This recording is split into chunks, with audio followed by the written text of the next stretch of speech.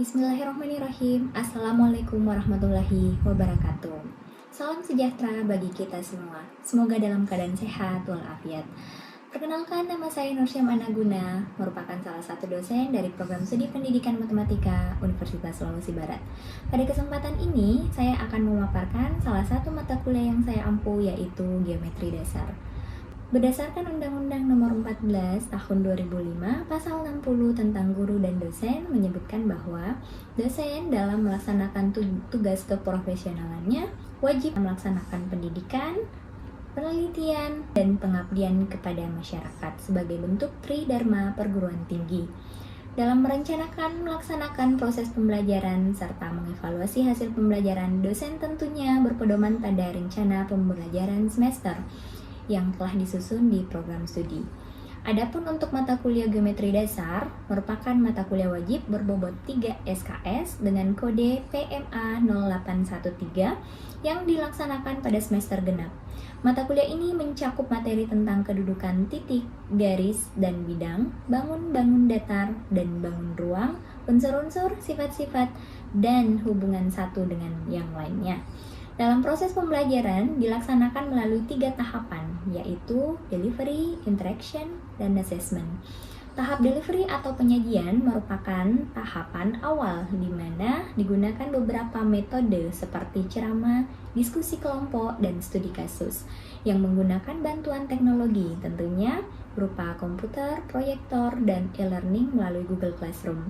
Setelah mengikuti mata kuliah ini, capaian pembelajaran lulusan program studi yang dibebankan pada mata kuliah ini adalah: yang pertama, terkait dengan kemampuan sikap.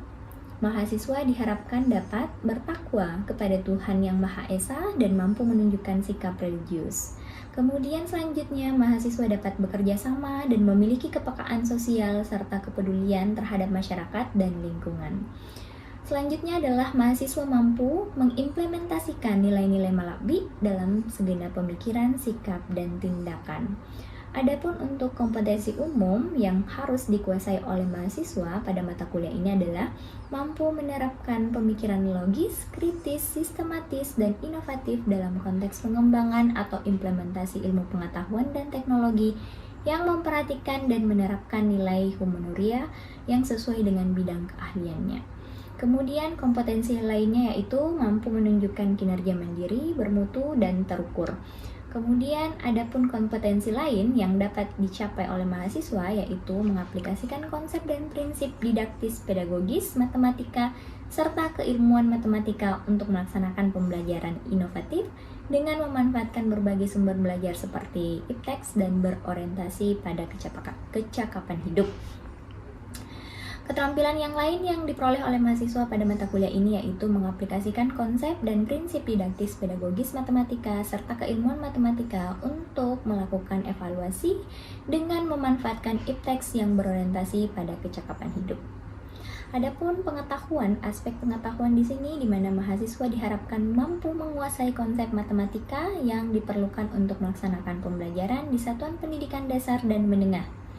Mampu menguasai konsep matematika yang diperlukan untuk studi ke jenjang berikutnya. Adapun CPMK atau capaian pembelajaran mata kuliah yaitu mahasiswa diharapkan mampu memahami yang pertama, konsep dasar geometri, kedudukan titik, garis, dan bidang, bangun datar, segitiga, lingkaran, dan bangun ruang. Konsep-konsep tersebut tentunya dapat dipelajari lebih mendalam melalui buku ajar geometri dasar karangan Amalia, dan selain itu mengacu pada buku analitik geometri karya Rosyadi dan geometri analitik bidang karya Cahyono serta buku ajar geometri karangan Ray, Richard, dan Alice. Selanjutnya pada aspek interaction. Interaction merupakan tahap di mana tersedia ruang diskusi bagi dosen dan mahasiswa untuk membahas masalah yang terkait dengan paparan konsep esensial. Pada tahap ini, pembelajaran lebih berpusat pada mahasiswa atau Student Centered Learning. Mahasiswa melatih keterampilan komunikatif, berpikir kritis, kreatif, dan pemecahan masalah melalui diskusi yang dilaksanakan baik di kelas maupun secara online melalui e-learning, Google Classroom, Google Meet, Zoom Meeting, maupun WhatsApp Group. Adapun proses asesmen yang merupakan proses penilaian terhadap kemampuan mahasiswa yang bersifat transparan dan objektif. Kehadiran mahasiswa diakses melalui SIAKAD atau Sistem Informasi Akademik Universitas Sulawesi Barat. Untuk proses penilaian, fokus pada aspek partisipasi 10%, tugas 20%, UTS 30%, dan UAS. Penilaian partisipasi meliputi keaktifan bertanya, bobot pertanyaan, dan keaktifan menjawab pertanyaan dosen atau teman. Mahasiswa dalam proses pembelajaran melakukan berbagai kegiatan seperti mencermati dan menyelesaikan soal-soal yang berkaitan dengan konsep paparan. Sementara itu, penilaian tugas meliputi ketepatan tugas yang dikerjakan, serta keakuratan dan kreativitas dalam menjawab soal-soal yang diberikan. Nilai UTS dan UAS tentunya diproses melalui penilaian acuan kriteria atau PAK, sesuai dengan standar yang ditentukan. Demikianlah pemaparan tentang gambaran umum, delivery, interaction, dan assessment yang saya lakukan dalam proses pembelajaran geometri dasar. Selanjutnya, saya akan menampilkan cuplikan video pembelajaran yang saya lakukan di dalam kelas pada mata kuliah geometri dasar. Materi segitiga, sub CPM keempat, proyeksi, serta dalil-dalil, proyeksi, dan dalil steward. Selamat menyaksikan. Wassalamualaikum warahmatullahi wabarakatuh.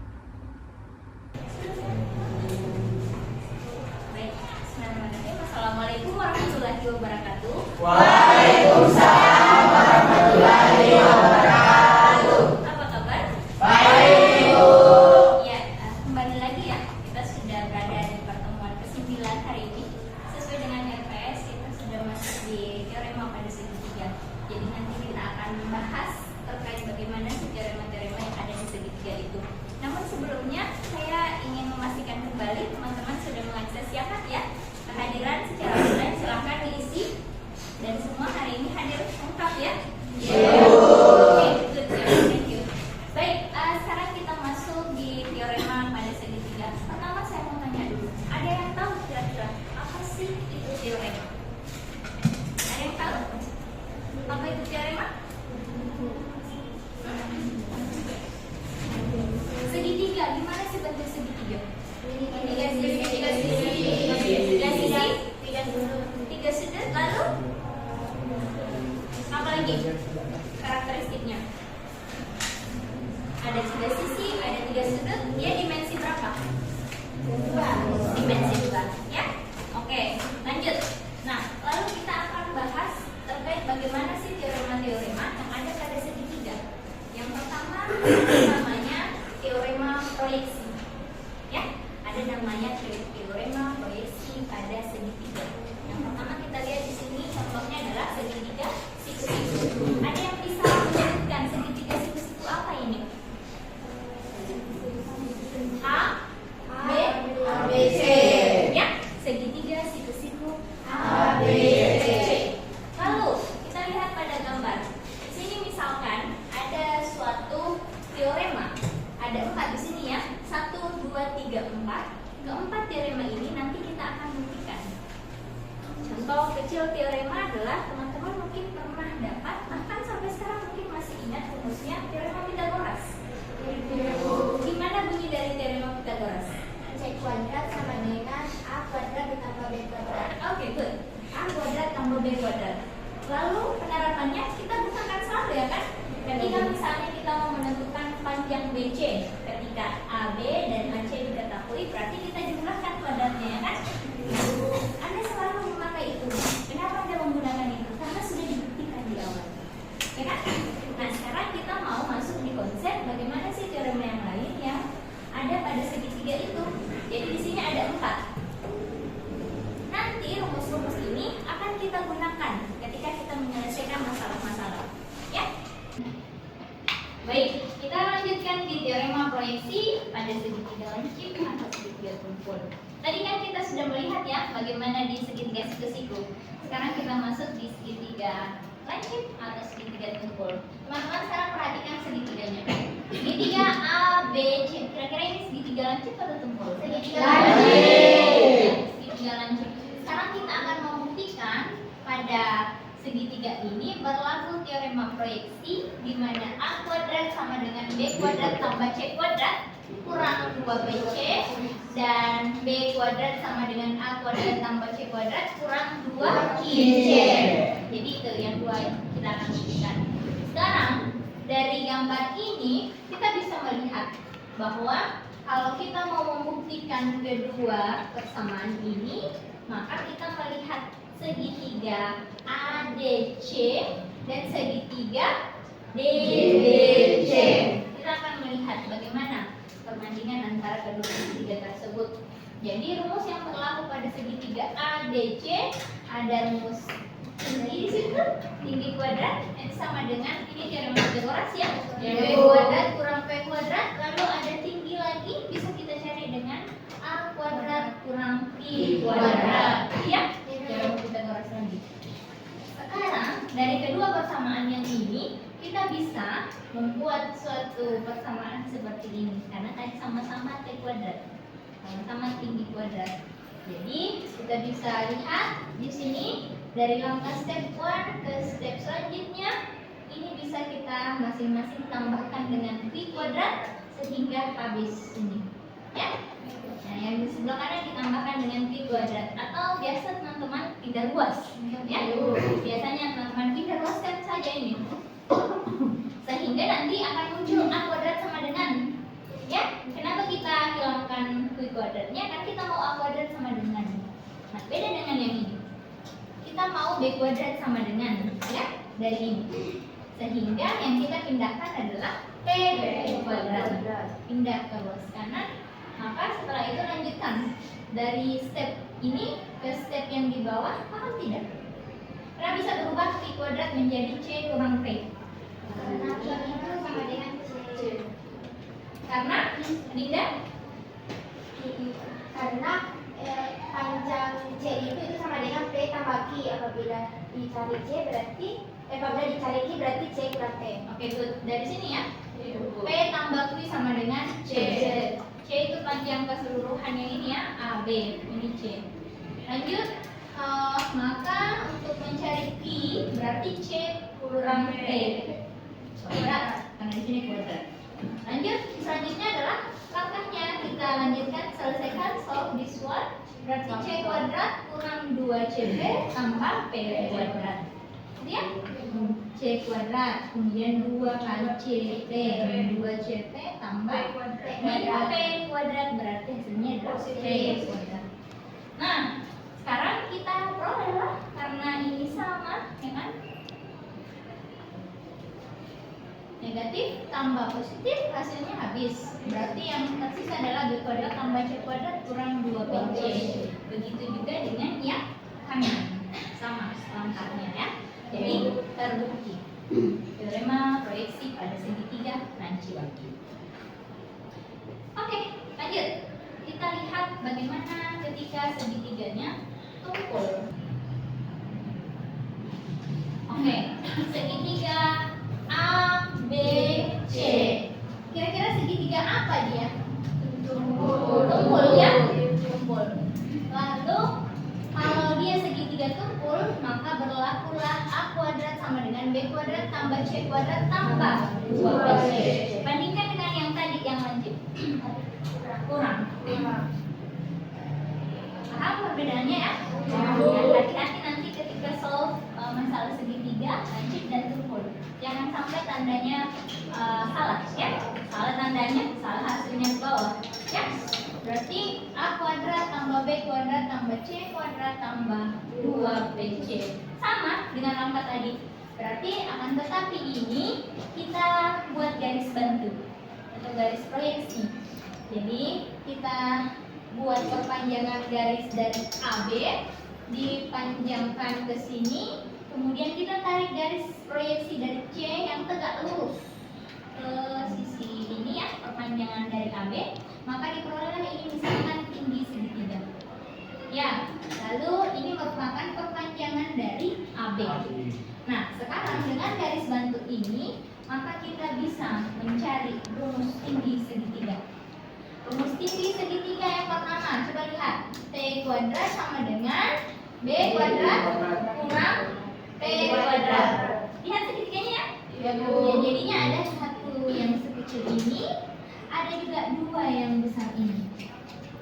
Ya, saya bandingkan ya. Nah, sekarang B kuadrat kurang P kuadrat yang ini. Lalu tinggi segitiga juga bisa dicari dengan A kuadrat kurang panjang yang ini keseluruhan. A kuadrat dikurang C tambah P kuadrat. Jadi ya, C tambah P kuadrat. Lalu kita samakan lagi karena keduanya sama-sama rumus tinggi, maka muncullah persamaannya ya. Ya, muncul persamaannya. Selanjutnya ketika sudah muncul persamaan seperti ini, berarti kita solve. Ini C kuadrat tambah 2 kali CP atau PC ditambah P kuadrat. Nanti hasilnya sama dengan ini. Ya, P kuadratnya habis. Karena di sini negatif, lalu di sini coba positif. Ini pindah ruas ke kanan, jadinya ini negatif juga ya. Negatif kali positif negatif. Pindah ruas ke kanan jadinya habis. Maka dari itu B kuadrat sama dengan A kuadrat kurang C kuadrat kurang 2PC. Untuk A kuadrat bagaimana? Nah, tambah. Gitu ya? Untuk A kuadrat bagaimana? Itu tambah. Paham? Oke, sekarang ini berlaku ya. Teoremanya sudah terbukti. Itu bunyi teoremanya. Untuk segitiga tumpul. Nah, sekarang kita mau melihat dalil Stewart atau teorema Stewart seperti apa. Dalam suatu segitiga ini juga berlaku teorema Stewart. Nah, teoremanya berbunyi seperti apa? Jika garis X yang ditarik dari titik C ini ya, dan membagi sisi C, berarti sisi C yang mana? Di depannya ya. Sisi C ini yang panjang ini dari A ke D. Ini sisi C. Nah, ketika garis X ditarik membagi sisi di depannya dalam C1 dan C2. C1 itu panjangnya teman-teman dari A ke D. Ini C1. Ya, jangan salah ya, bukan yang ini yang pendek. Tapi dari A ke D. Gitu ya. Nah, lalu M itu adalah garis dari E ke D. Ini ada ditarik garis yang tegak lurus dari C ke sini. Nah, ini garis tinggi. Berarti X kuadrat ini sama dengan X kuadrat kali C sama dengan A kuadrat kali C1, kemudian B kuadrat kali C2, kemudian dikurang C1 C2 kali C, lalu di mana AD itu sama dengan C1 dan BD sama dengan C2. Nah, itu bunyinya dari teorema Stewart. Sekarang kita mau buktikan betul tidak seperti itu. Karena nanti kalau kita menyelesaikan masalah kan kita langsung aplikasi saja. Gunakan saja yang ini. Nah, buktinya adalah ditarik garis CE yang tegak lurus dengan AB. Jadi pembuktiannya ya, secara geometris berarti ditarik garis C ke E yang tegak lurus, lalu misalkan DE atau ED ini sama dengan M. Maka perhatikan segitiga yang pertama, segitiga ADC. ADC, lancip atau tumpul? Lancip. Lancip ya? ADC, lancip. Lalu kalau segitiganya lancip, maka berlaku rumus yang sebelumnya tadi. Ya, teorema yang sebelumnya, teorema proyeksi segitiga lancip. Nah, berlaku ini. Nah, jangan bingung lagi kenapa MC kan berubah tanda sini ya, variabel yang di sini berubah juga di sini rumusnya ya, tapi dasarnya sama. B kuadrat sama dengan B kuadrat ini sama dengan X kuadrat tambah C1 kuadrat kurang 2MC1 ya. Lalu bagaimana dengan segitiga DBC? DBC itu tumpul. Jadi ada dua segitiga di sini, di mana teorema proyeksinya tadi sudah kita pelajari. Kalau segitiganya tumpul berarti berlaku yang ini. A kuadrat sama dengan X kuadrat tambah C kuadrat kurang 2MC2. Ketika berlaku itu, maka nanti hasilnya dapat lagi M sama dengan itu. Karena sudah ada 2M, maka kita buatlah persamaan seperti ini, ya, sama dengan, nah ini bagi di sini ya, bagi ini gitu. Kalikan silang, ya, kali silang muncullah yang di kanan ini. Overall ke bawah, step by stepnya, gampang ya. Langsung saja dikali silang, kemudian nanti kita lihat di sini yang mana bisa kita distribusikan, yang mana sifatnya komutatif dan lain sebagainya. Kemudian hasil akhir diperolehlah yang ini. Ini terbukti ke. Oke, dipahami dulu. Oke, lanjut ya. Nah, sekarang ada lagi namanya teorema ini. Oke, jika set A, sorry, ini set ya. Jika set A, set B, dan set C berturut-turut garis berat, contoh dari titik A ke titik D, ini namanya set A. Set B yang mana? Dari titik B ke AC, itu set B ya. Nah, set C yang mana? Dari titik C ke sisi ya, itu namanya set C. Jadi set A, set B, dan set C berturut-turut garis berat ke sisi A, B, dan C, maka berlaku ini. Berlaku rumus yang itu. Dengan catatan BD itu sama panjangnya dengan DC karena dia garis berat. Jadi kalau di sini panjangnya adalah A, dari sini ke sini kan itu A, berarti di sini setengah A, di sini juga setengah A. Kalau dia berlaku seperti itu, maka kita membuktikan ZA kuadrat sama dengan 1/2 B kuadrat tambah 1/2 C kuadrat kurang 1/4 A kuadrat. Nah, rumus yang ini dari teorema Strigolfi ke N tadi. Cuma berubah lagi ininya 1/2 B, 1/2 C, dan seterusnya. Karena di sini segitiganya kan berubah juga. Ya, panjang BD kan sama dengan 1/2 A. Ini 1/2 C. Lalu di sini panjangnya adalah A. Maka berlakulah menurut teorema Stewart. Kalau kita masukkan rumus teorema Stewart, berlaku ZA kuadrat ZA ini ya kali A, gitu ya. Lalu sama dengan B kuadrat kali 1/2A. 1/2A yang mana? Yang ini atau yang ini? Nah, berdasarkan tadi teorema Stewart ya, yang mana? Yang ini. Oke. Tapi kalau di sini kita lihat kan sama saja, ya. Jadi kita melihat lagi B kuadrat kali 1/2A tambah C kuadrat kali 1/2A. C kuadrat kali 1/2A lalu dikurang 1/2 kali 1/2 kali A, kan hasilnya adalah 1/4 A kuadrat. Ya, A pangkat 2. Lalu hasilnya diperoleh lagi. Dengan cara yang sama tentu kita akan membuktikan ZB dan ZC.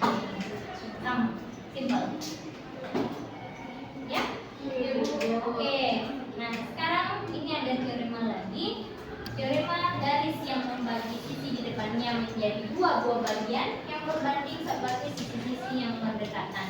Nah, teorema ini silakan teman-teman catat teoremanya, kemudian nanti coba dibuktikan bagaimana pembuktiannya ya. Silakan dicatat. Teorema garis yang membagi sisi di depannya menjadi dua bagian yang berbanding seperti sisi-sisi yang berdekatan. Oke? Lalu ketika nanti sudah teman-teman coba untuk membuktikan yang ini, maka kita akan melihat lagi teorema yang selanjutnya, ada namanya teorema kuadrat garis bagi di dalam sama dengan hasil kali sisi sebelah dikurangi hasil kali bagian sisi di hadapannya. Jadi bunyi teoremanya seperti ini. Sulit memahami? Silahkan langsung CD kuadrat ya sama dengan A kali B kemudian I kali banding ya. A banding B sama dengan I banding B. Nah, ini sama dengan masalah yang sebelumnya kemarin yang dikemukakan.